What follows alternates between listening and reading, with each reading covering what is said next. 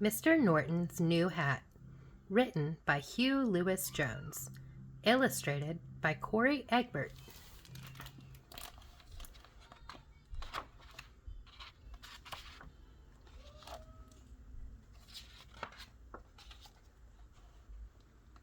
One Monday morning, Horace Norton found that a mouse had made a house in his hat.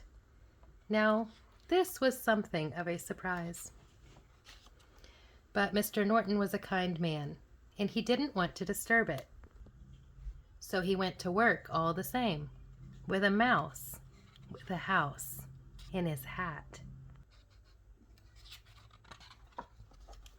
On Tuesday morning, Horace found that some birds had built a nest in the basket of his bicycle. Mr. Norton really didn't want to make a fuss, so he went to work all the same, with the birds in his bicycle basket and a mouse with a house in his hat. On Wednesday morning, Horace found that a squirrel was asleep in his shoe. What to do?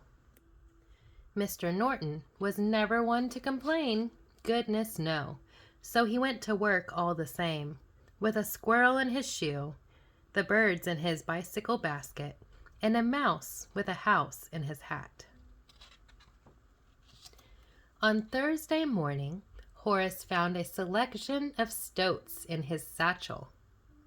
And on Friday morning, a collection of cats curled up in his coat.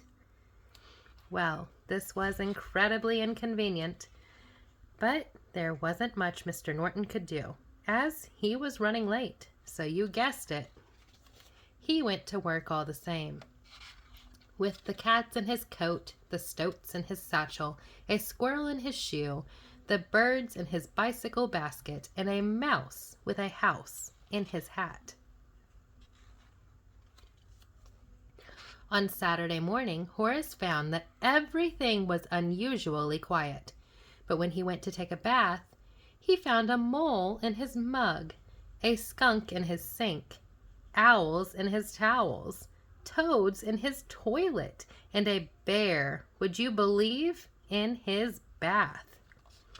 Fortunately, Mr. Norton didn't have to go to work, so he went back upstairs to bed.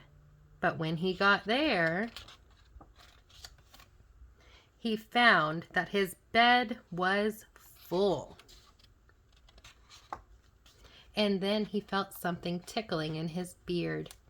Mr. Norton was kind and gentle and patient, and he really didn't like to make a fuss, but cheep, cheep, cheep. Enough is enough! Can you believe it? Mr. Norton actually shouted, and almost immediately he felt bad about it. The next morning, Horace found himself alone. It was now Sunday, and he didn't have to go to work, but the house suddenly felt empty. He made a cup of tea and went out into the garden to dig up some vegetables. When Mr. Norton went to bed that night, he still felt very sad. The following morning, it was Monday, once again, and Horace found that a package was waiting for him by the front door. It was a gift, and can you guess what it was? A magnificent new hat. But wait, what's this? The mouse. Luckily, Mr. Norton knew exactly what to do. And that morning, he felt marvelous. The end.